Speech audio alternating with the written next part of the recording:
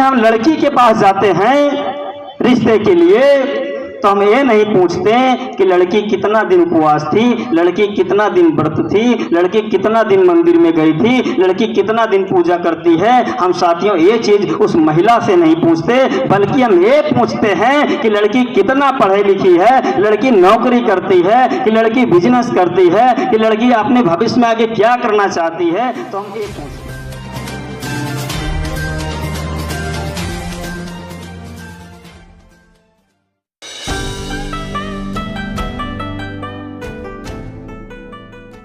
साथियों, कोई भी लड़ाई यदि हम लड़ते हैं तो लड़ाई केवल एक दिन होती है, लेकिन तैयारी अनेकों दिन होते हैं। तो साथियों, जो व्यवस्था परिवर्तन की लड़ाई हम लड़ रहे हैं तो हमारे लोगों को हार नहीं मानना चाहिए। ये लड़ाई काफी लंबे समय तक चलेगी, क्योंकि हमारे महापुरुषों ने कहा कि एक पीढ़ी होती है जो अपने आप को बलिदान करता है, दूसरा जो पीढ़ी होता है वो संघर्ष करता है, और जो तीसरा पीढ़ी होता है वो राज करता है। तो साथियों, इसलिए हमारे लोगों को धैर्य बनाकर इस संघर्ष को लड़ना होगा और इस लड़ाई में सहभाग होना पड़ेगा। डॉक्टर बाबा साहब अम्बेडकर जी कहते हैं कि यदि गुलामों को गुलामी की एहसास करा दे तो गुलाम गुलामी की बेड़ियों को तोड़ देगा। तो साथियों, संगठन इसीलिए बनाया जाता है कि हम अपने समाज के लोगों को गुलामी का एहसास करवा दें। लेकिन आज साथियों क्या हो रहा है कि हमारे तमाम लोग ऐसे हैं कि अभी समस्याएं उनको पता नहीं है। उनको ये नहीं पता कि आज 75 साल की आजादी में ये बहुजन समाज के जो लोग हैं, जो बहुजन समाज की महिलाएं हैं, ये आज भी गुलाम हैं। ये हमारे लोगों को नहीं पता है। हमारे तमाम ऐसी महिलाएं थी जिन्होंने इस महिलाओं के लिए एक क्रांति की, राष्ट्रमाता सावित्रीबाई फुले, जिन्होंने 1888 में हमारे समाज की महिलाओं के लिए महाराष्ट्र राज्य में सबसे पहले विद्यालय खोलने का काम किया। हमारी महिलाएं उनको नहीं पढ़ती। हमारी महिलाएं अगर उनको तस्वीर दिखाया जाए तो उनको पहचानने का काम नहीं करती। लेकिन ऐसे तमाम प्रकार की जो देवी देवताएं और तमाम ऐसे लोग हैं उनको तुरंत पहचान लेंगे और अपने आने वाली पीढ़ियों को भी सिखाएंगी कि आपको ऐसा करना चाहिए। लेकिन साथियों, मैं एक बात बता दूं कि जीवन का एक जो पहला पहलू होता है आदमी का, जब शादी होता है, जिसको हम विवाह कहते हैं, जब हम विवाह करते हैं तो लड़की वाले यदि लड़का के पास जाते हैं तो उससे पूछते हैं कि लड़का कितना पढ़ा लिखा है, लड़का नौकरी करता है, क्या करता है। अगर लड़का नौकरी करता है तब तो उसका ससुराल में, नात रिश्तेदार में पूरा नाम हो जाता है। यदि हम लड़की के पास जाते हैं रिश्ते के लिए तो हम ये नहीं पूछते कि लड़की कितना दिन उपवास थी, लड़की कितना दिन व्रत थी, लड़की कितना दिन मंदिर में गई थी, लड़की कितना दिन पूजा करती है। हम साथियों ये चीज उस महिला से नहीं पूछते, बल्कि हम ये पूछते हैं कि लड़की कितना पढ़ी लिखी है, लड़की नौकरी करती है कि लड़की बिजनेस करती है, कि लड़की अपने भविष्य में आगे क्या करना चाहती है। तो हम ये पूछते हैं।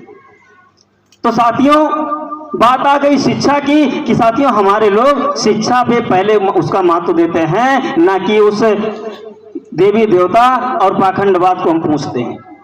तो जो साथियों हमारे जीवन के पहले पहलू पे स्टार्ट होता है, हम क्यों ना उसको अपनाएं। लेकिन हमारा समाज आज साथियों सोया हुआ है। इसलिए आज साथियों हमें उत्तर प्रदेश से और तमाम साथी हमारे हरियाणा से, दिल्ली से, पूरे देश में आज संगठन बनाकर ये जन जागृति का कार्यक्रम कर रहे हैं। तो साथियों, जिसका संविधान दिवस हम मना रहे हैं, जिस भारतीय संविधान दिवस का, आप लोगों को जानकारी के लिए बताता हूं, इसी दिल्ली के जंतर मंतर स्थान पे, ये वही दिल्ली है जहां पर इस भारतीय संविधान का 9 अगस्त 2018 को जंतर मंतर के स्थान पर संविधान की प्रतियां को जलाने का काम इस देश के संविधान को न मानने वाले लोग, देशद्रोही लोग जिसको हम कहते हैं, इन लोगों ने ऐसा किया। साथियों, जिन्होंने इस संविधान के प्रतियों को जलाया, तो संविधान के जो प्रतियों को जलाया, तो इससे यह साबित होता है कि वह व्यक्ति संविधान को नहीं मानता, इसलिए वह भारतीय संविधान की प्रतियों को जलाया। दूसरी बात, संविधान के पहले पन्ने पे जब हम पढ़ेंगे तो उसमें उद्देश्य का लिखा होता है। फिर हम दूसरे, तीसरे, चौथे पन्ने पे पढ़ते जाते हैं, वहां मौलिक अधिकार होता है और मौलिक कर्तव्य होता है। तो साथियों, जो मौलिक कर्तव्य होता है, हमारे बहुजन समाज के जो लोग हैं और तमाम इस देश के रहने वाले जो समस्त नागरिक हैं, वो क्या करते हैं, अपने मौलिक अधिकार के ऊपर सचेत होते हैं, वो जागरूक होते हैं कि हमारा अधिकार क्या है। हमारा बोलने का अधिकार है, इसके लिए वो जागरूक हैं। हमें पढ़ने का अधिकार है, इसके लिए जागरूक हैं। यानी जो मौलिक अधिकार है, जो मौलिक अधिकार के अंतर्गत और तमाम ऐसे उनको योजनाएं मिलती हैं, उसके लिए वो जागरूक है। लेकिन संविधान में कुछ लिखे हैं मौलिक कर्तव्य की, हमारे मौलिक कर्तव्य क्या है, मौलिक कर्तव्य क्या हमारे लोगों ने पढ़ा? क्या मौलिक कर्तव्य जो कर्तव्य होता है संविधान का, आज उस कर्तव्य को हमारे लोग नहीं कर रहे हैं कि संविधान के प्रति और इस देश के राष्ट्रीय और एकता और अखंडता को बचाने के लिए हमारा क्या कर्तव्य बनता है। आज साथियों, उस कर्तव्य को इस देश में लागू नहीं किया गया। संविधान को तो 75 साल हो गए, आजादी के 75 साल हो गए, लेकिन वास्तव में आज संविधान पूर्ण रूप से लागू नहीं हुआ है। वास्तव में अगर संविधान को लागू होता तो साथियों, हमारा समाज आज इस तरह से ना रहता। तो साथियों, जो मैं बता रहा था कि वो लोग इस संविधान को नहीं मानते, इसलिए वो लोग संविधान को जलाए। तो माननीय बाबा साहब अम्बेडकर जी ने जब मनुस्मृति को पढ़ा, जब भारतीय संविधान नहीं था, जब हमें कोई अधिकार नहीं था, तो डॉक्टर बाबा साहब अम्बेडकर ने मनुस्मृति को पढ़ा। और जब मनुस्मृति को पढ़ा तो उसमें क्या लिखा था कि जो मूल निवासी बहुजन समाज के लोग हैं, इनको केवल जो क्षत्रिय के लोग हैं, जो ब्राह्मण के लोग हैं, जो एंटीना वाले हैं, जिनका वाईफाई बहुत तेज होता है, जिनको हम एंटीना वाले कहते हैं, जो एंटीना वाले हैं, उन लोगों ने क्या लिखा, जब उन्हें मनुस्मृति लिखने का अधिकार मिला तो उन्होंने हमारे लोगों को अधिकार से वंचित किया। हमें शूद्र कहा, हमें नीच कहा, हमें अछूत कहा, यहां तक कि हमें पानी पीने तक अधिकार नहीं दिया, हमें दिन में चलने तक अधिकार नहीं दिया, हमें बोलने का अधिकार नहीं दिया, हमें धन दौलत रखने का अधिकार नहीं दिया। यानी कोई भी अधिकार नहीं दिया, केवल एक अधिकार दिया कि आप लोग क्या करेंगे कि जो ब्राह्मण क्षत्रिय के लोग हैं उनकी केवल सेवा करेंगे। बस एक ही अधिकार हमारे बहुजन समाज के लोगों को दिया। तो ये बात जब बाबा साहब अम्बेडकर को जो पता चला और बाबा साहब अम्बेडकर ने मनुस्मृति पढ़ी, तो बाबा साहब अम्बेडकर ने मनुस्मृति को क्या किया कि बाबा साहब अम्बेडकर ने एक चौराहे पे जाकर भारतीय मनुस्मृति को जलाने का काम किया। क्यों जलाया? क्योंकि उस समय जो गुलामी का कारण था वो मनुस्मृति था। इसलिए डॉक्टर बाबा साहब अम्बेडकर ने मनुस्मृति को जला दिया। जब बाबा साहब अम्बेडकर ने मनुस्मृति को जला दिया तो इस देश के जो रहने वाले आज वर्तमान में, जिनको हम ब्राह्मण कहते हैं, जिनको हम जनरल कैटेगरी के लोग कहते हैं, जिनको हम मनुवादी के लोग कहते हैं, उन्होंने कसम खाई, उन्होंने प्रण लिया कि डॉक्टर बाबा साहब अम्बेडकर ने जिस संविधान, जिस मनुस्मृति को जलाया है, ये हमारा कानून था जिसके वजह से हम भारत देश पर राज करते थे। ऐसे मनुस्मृति को एक ऐसा शख्सियत है जिसका नाम डॉक्टर बाबा साहब अम्बेडकर है, जो एक अछूत है, जो एक शूद्र है, उन्होंने हमारे कानून को जलाया है। तो हम क्या करेंगे कि आने वाले 100 सालों में इन बहुजन समाज के लोगों को फिर से गुलाम बनाएंगे। आज आज़ादी के 75 साल हो गए, इसलिए साथियों लॉकडाउन लगाकर हमारे लोगों को शिक्षा के क्षेत्र में पीछे करने का काम किया। और दूसरा सबसे बड़ा जो इस देश में षड्यंत्र हो रहा है कि इलेक्ट्रॉनिक वोटिंग मशीन लाकर हमारे लोगों को, जो बाबा साहब अम्बेडकर ने अधिकार दिया, क्या अधिकार दिया कि राजा बनने का अधिकार दिया, वोट का अधिकार बाबा साहब अम्बेडकर ने दिया।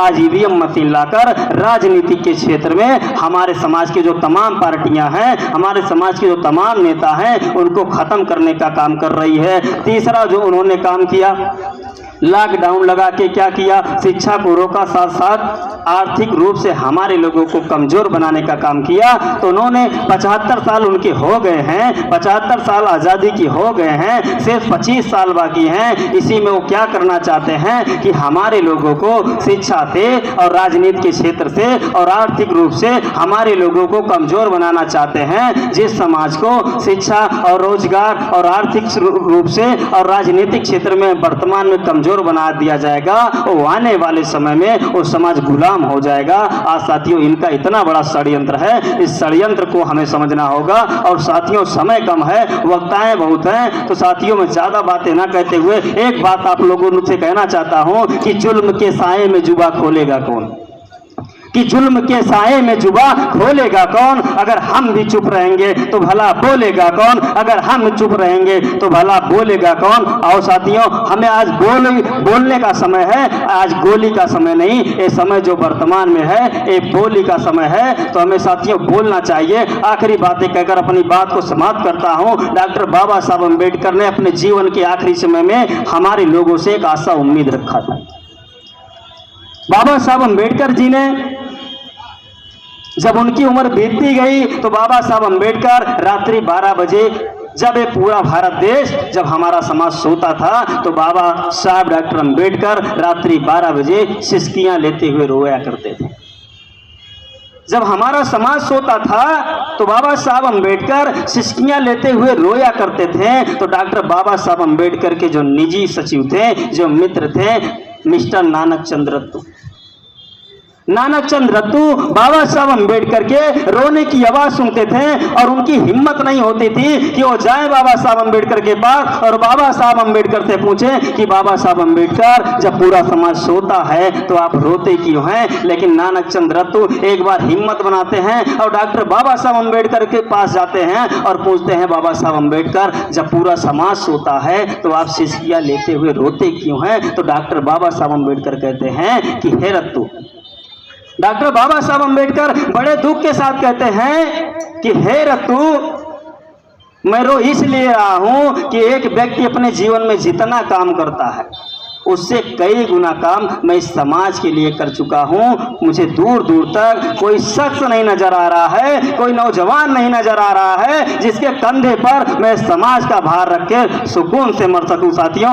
बाबा साहब अम्बेडकर आखिरी दम तक इस समाज के लिए सोते रहे, रोते रहे, सोते रहे और सोचते रहे कि समाज का क्या होगा। आज मैं बहुत बहुत धन्यवाद देना चाहता हूं तमाम ऐसे संगठनों का कि जो बाबा साहब अम्बेडकर उम्मीद करते थे कि हमारे समाज में नौजवान दिखाई दे इस समाज का भागदौड़ संभालने के लिए। आज तमाम ऐसे हमारे बीच में नौजवान साथी खड़े हैं जो बाबा साहब अम्बेडकर के मिशन और कारवा को आगे बढ़ाने के लिए काम कर रहे हैं। इसी के साथ आप लोगों ने हमें ध्यान से सुना, इसके लिए धन्यवाद, आभार। जय भीम, जय मूल्यवादी, जय संविधान।